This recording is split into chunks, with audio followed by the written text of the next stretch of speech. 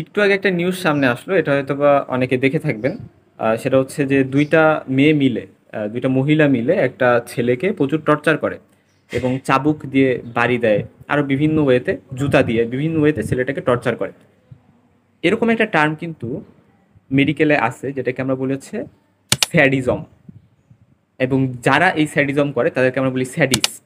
তো এই যে যে পার্সনটা, এই মহিলাদের কথাই চিন্তা করা যাক, এরা যখন একজনের উপর টর্চারটা করতেছে, ওই ছেলেটার উপর টর্চার করতেছে, ওই ছেলের সাথে কিন্তু মহিলারা, আমরা সেক্সুয়াল কন্ট্যাক্ট বলতে যেটাকে বুঝি ওরকম কিছু করতেছে না, বাট ছেলেটাকে মারতেছে।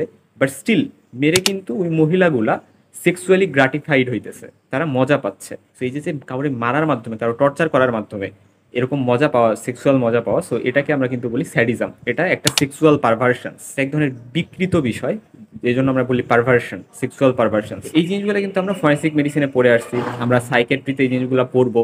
বাট ফরেন্সিক মেডিসিনে কিন্তু আমার একটা কমপ্লিট ফরেন্সিক মেডিসিন কোর্স আছে। এটাতে কিন্তু আমার 110+ লেকচার দিয়ে ফুল ফরেন্সিক মেডিসিনের টক্সিকোলজি কভার করা হয়েছে। So enrol in the course. তো কোর্স ইনরোল করতে হলে কি করতে হবে, এই যে যে নম্বরটা দেওয়া আছে এখানে মেসেজ দিতে হবে হোয়াটসঅ্যাপে।